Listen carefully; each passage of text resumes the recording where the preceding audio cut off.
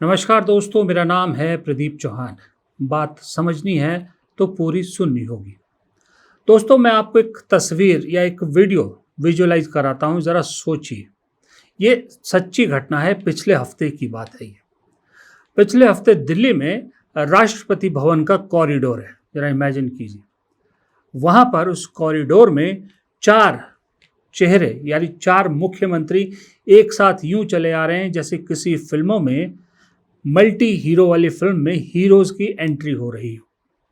मौका था नीति आयोग की बैठक का, और वो जो 4 मुख्यमंत्री एक साथ कदम ताल करते हुए चेहरे पे मुस्कान लिए और हाथों में कागज़ लिए एक साथ चले आ रहे थे, वो थे वीडी सतीशन केरल के मुख्यमंत्री, डीके शिवकुमार कर्नाटक के मुख्यमंत्री, रेवंत रेड्डी तेलंगाना के मुख्यमंत्री और इनमें सच में अभिनेता से नेता बने तमिलनाडु के मुख्यमंत्री विजय थलपति। ये चारों जब उस कॉरिडोर में चलते आ रहे थे तो इनकी हंसी की गूंज आसपास के दफ्तरों में या आसपास से गुजर रहे लोगों के कान में भी पड़ी। कहा जाता है कि जब ये चारों चल के आ रहे थे तो वो दृश्य बड़ा फिल्मी लग रहा था। मौका मैंने आपको बताया नीति आयोग की बैठक का था। फिर नीति आयोग की बैठक में इन चारों ने वो किया जो शायद नीति आयोग के लोगों ने भी नहीं सोचा था। मसलन आमतौर पर नीति आयोग की बैठक में जब जाते हैं तो हर मुख्यमंत्री अपनी अपनी शिकायतें और अपनी अपनी डिमांड्स लेकर जाता है, अलग अलग तरह के अपने अपने राज्य के हिसाब से। लेकिन ये 4 जब नीति आयोग की बैठक में गए तो चारों ने एक ही बात पर, एक जैसी बातों पर जोर दिया।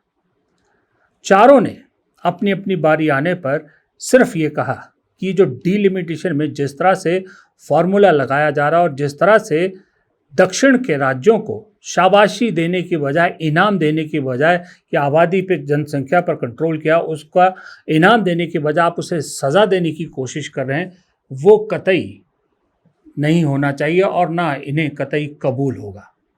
चारों ने एक स्वर में दक्षिण के, अपने राज्य के नहीं, पूरे दक्षिण के हित की बात की। और जब चारों ने ये बात की तो वहाँ वो बात सुनने वाले और जिनके कानों तक वो सारी बातें पहुँची वो परेशान हो उठे, क्योंकि आखिरकार ये चारों सिर्फ 4 मुख्यमंत्री नहीं हैं, ये चारों मिलकर बनाते हैं देश की लोकसभा की 104 सीटें, मौजूदा स्ट्रेंथ में 104 सीटें, जो कि तकरीबन आप अगर देखो तो वो भारत के सकल घरेलू उत्पाद, जिसको जीडीपी कहते हैं, उसका 26% इन 4 स्टेटों से आता है। ये 4 राज्य 36% देते हैं और अप्रत्यक्ष रूप से तो इनका लगभग 30% योगदान है। जब ये बात वहाँ से बाहर निकली, नीति आयोग की बैठक से बाहर निकली, जो दिल्ली के सत्ता के कॉरिडोर है, उस दिन से सत्ता के कॉरिडोर में बहुत बेचैनी बढ़ गई है कि आखिरकार ये पूरा दक्षिण भारत एक साथ एक सुर में अपने हित पे कैसे आ गया है। और यही बात, जाहिर सी बात है, फिर पहुंची किसके कानों तक? चंद्रबाबू नायडू तक। और चंद्रबाबू नायडू के कानों में जब ये बात पहुंची तो चंद्रबाबू नायडू को भी समझने में एक सेकंड नहीं लगा कि उनके लिए भी ये जो चारों बात कर रहे हैं यही मुफीद बैठती है और उनकी राजनीति का जो बेस है वो भी यही है। इसलिए आपको चंद्रबाबू नायडू, डीके शिव कुमार और रेवंत रेड्डी की तारीफ करते हुए नजर आए। Shiv Kumar is very effective and dynamic, very positive. I appreciate him. Revanth Reddy Garu also is very dynamic, but he won't compromise Telangana rights. I am also impressed about it, but we have to protect our interest. Finally, we have to work together for building this great nation. So I am very happy today. अब आप समझे कि चंद्रबाबू नायडू क्यों DK की और रेवंत रेड्डी की तारीफ कर रहे हैं। अगर वहाँ विजय भी होते उनकी भी तारीफ करते। क्यों मैंने परसों के वीडियो में आपसे कहा था, कल के वीडियो में, कि ये जो खबरें उड़ती हैं बार बार कि चंद्रबाबू नायडू एनडीए से दूर होते जा रहे हैं या होते हुए नज़र आ रहे हैं या सोच रहे हैं और दक्षिण के हित में अपना हित देखते नज़र आ रहे हैं, और फिर बार बार ऐसी खबरों को डिनाई किया जाता है। उसकी वजह यही है और ये उसका सबूत भी है। अब अगर सोचिए, इसमें 104 सीटें जो 4 राज्यों की है, उसमें अगर आंध्रा की 125 सीट पे 25 सीटें मिल जाती है तो आंकड़ा हो जाता है 543 में से 129 सीट। 129 सीट की आवाज को दबाना इतना आसान नहीं है। डीलिमिटेशन में आप जो खेल करना चाह रहे हैं दक्षिण के साथ, दक्षिण की पावर कम करना चाह रहे हैं, वो पॉसिबल नहीं है। शायद मोदी सरकार को भनक लग गई है कि चंद्रबाबू नायडू का मन कुछ पलट रहा है, इसलिए वो जो तोड़-फोड़ वाली राजनीति है उस पर ज़्यादा जल्दबाजी में काम हो रहा है। लोग कह रहे हैं कि 2/3 मेजॉरिटी का ये सारा मामला है। मुझे ऐसा लगता है उससे पहले चंद्रबाबू नायडू झटका दें, उसकी तैयारी भी की जा रही है। साथ ही साथ में 2/3 मेजॉरिटी तो दूसरे नंबर पे आता है, पहले नंबर पे उससे बचाव है। अब अगर चंद्रबाबू नायडू और ये चारों मुख्यमंत्री जो कि इंडिया के हैं या कांग्रेस के कह लीजिए आप, या कांग्रेस के सहयोगी हैं, और चंद्रबाबू नायडू भी साथ खड़े हो जाते हैं तो पूरा दक्षिण जो मौजूदा सिस्टम है उसके खिलाफ खड़ा हो जाएगा। ऐसे में क्या जो मंसूबे पाली बैठी है सरकार कि हम ये कर देंगे 2/3 मेजॉरिटी के बाद ये बदलाव करेंगे, डीलिमिटेशन कर देंगे, 1 नेशन 1 इलेक्शन कर देंगे, पॉसिबल हो पाएगा? क्योंकि देखिए एक बात तो तय है, अगर 1 नेशन 1 इलेक्शन सरकार पास करवा देती है और 2029 में इलेक्शन 1 नेशन 1 इलेक्शन लागू करती है या उससे पहले लागू करती है, तो ऐसी हालत में जितनी सरकारें हैं, खास करके विपक्ष की सरकारें, उन्हें इस 1 नेशन 1 इलेक्शन के नाम पर डिसमिस कर दिया जाएगा, बर्खास्त कर दिया जाएगा। और जानने वाले ये कह रहे हैं कि मोदी जी अगर इसको पास करवा दें तो शायद 2027 के आखिर में या 2028 की शुरुआत में आपको मिड टर्म पोल में जाते भी नज़र आ सकते हैं। उसकी वजह यह है कि एक तो 1 इलेक्शन 1 नेशन के ज़रिए अगर मोदी जी प्रधानमंत्री पद पर ही रहना चाहते हैं तो एक लंबा टेन्योर सिक्योर कर लेंगे और जीत सुनिश्चित करना चाहते हैं, और दूसरा एक नेहरू जी से आगे बढ़ जाएंगे कि लगातार इलेक्टेड में चौथी बार लगातार इलेक्टेड प्रधानमंत्री बन जाएंगे। और आपको मालूम है रिकॉर्ड अपने नाम करने से तो मोदी जी को कितना प्यार है। ये सारी कहानी है। इस सारी कहानी के पीछे जो सूत्रधार है, ये तो पात्र हैं जो खेल रहे हैं, कहानी के पीछे का सूत्रधार दिल्ली में बैठा है और दिल्ली में बैठ के वो इस कहानी के पात्र चुन रहा है और इस कहानी के हर अध्याय को लिख रहा है। उस कहानीकार का नाम है राहुल गांधी। राहुल गांधी ने जब डीके शिव कुमार को मुख्यमंत्री बनाया था, मैंने उसके बाद भी बताया था और कल सुबह के वीडियो में भी बताया था कि एक बाकायदा जिम्मेदारी दी गई है। डीके शिव कुमार को भी जिम्मेदारी दी है, रेवंत रेड्डी को जिम्मेदारी दी गई है, वीडी सतीशन को जिम्मेदारी दी गई है। विजय सहयोगी हैं लेकिन आप उन पर कोई जिम्मेदारी नहीं डाल सकते, उनसे आप एक्सपेक्ट कर सकते हैं, रिक्वेस्ट कर सकते हैं। सबकी जिम्मेदारियां फिक्स की गई हैं। ये जो प्रियंक खड़गे आरएसएस के खिलाफ एक जंग खोल के बैठे हैं, यूं ही नहीं है, ये भी दिल्ली के कहने पर ही इसका आगाज किया गया है। वो प्रियंक खड़गे की जंग है, आज तक उसका जवाब नहीं दे पा रही आरएसएस, बैकफुट पे है।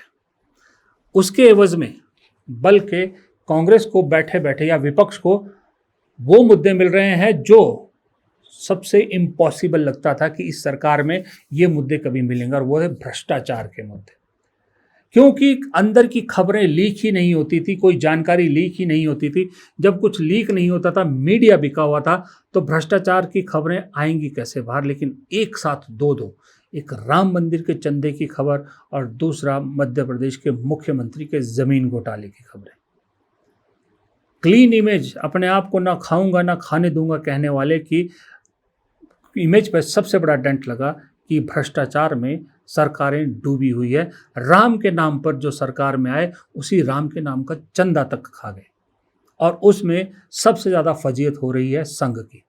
और संघ से जवाब मांग रहा है प्रियंक खड़गे कि रजिस्टर हो, नहीं तो हिसाब किताब दो। उसका जवाब नहीं दे पा रहे हैं। और प्रियंक खड़गे भी पीछे हटने के लिए तैयार नहीं है, क्योंकि पूरी पार्टी उनके साथ खड़ी है। बनिस्पत बीजेपी अब वो 2014 से लेकर 2019 के बीच जो तरीके तब से लेकर शुरू किए, वही तरीके अभी भी अपनाने की कोशिश कर रही है। वो है हेडलाइंस बदलने की, कि इनसे ध्यान लोगों का हटा दो, कुछ और डाल दो। इसलिए ये तोड़ फोड़ ये सब बड़ी तादाद पे खुलेआम किया जा रहा है, ताकि छुप के करेंगे तो उतनी बड़ी हेडलाइंस नहीं बनेगी। खुल के करो, हेडलाइन बनने दो। कम से कम ये जो भ्रष्टाचार के आरोप लग रहे हैं, इससे तो छुटकारा मिलेगा। ये जो एप्स्टीन फाइल का चक्कर है, ये जो ट्रंप का चक्कर है, ये जो अमेरिका के एक अधिकारी कह गई कि 1993 में ही मोदी जी तो हमारे पैसों पर जो है वो घूम के आए थे, वहाँ पर अमेरिका में सारे डेलीगेशन का हिस्सा थे, उस सब चीज़ों से ध्यान बटाने के लिए। लेकिन समस्या ये है कि वो सारी हेडलाइंस जो है ना छोटी पड़ रही है। बड़ी कोशिश की कि मोहन यादव वाली, मध्य प्रदेश के मुख्यमंत्री वाली खबर ना चले। बड़ी कोशिश की कि राम मंदिर की खबर को किसी तरह से दबा दिया जाए, लेकिन गोदी मीडिया चाहकर भी दबा नहीं पा रहा। राम मंदिर में के चंदा चोरी को लेकर जो लीपापोती हो रही है उसको वो भी उठा रहा है, और मोहन यादव को लेकर भी इंडियन एक्सप्रेस पीछे हटने को तैयार नहीं है। वो अपनी बात पर कायम है।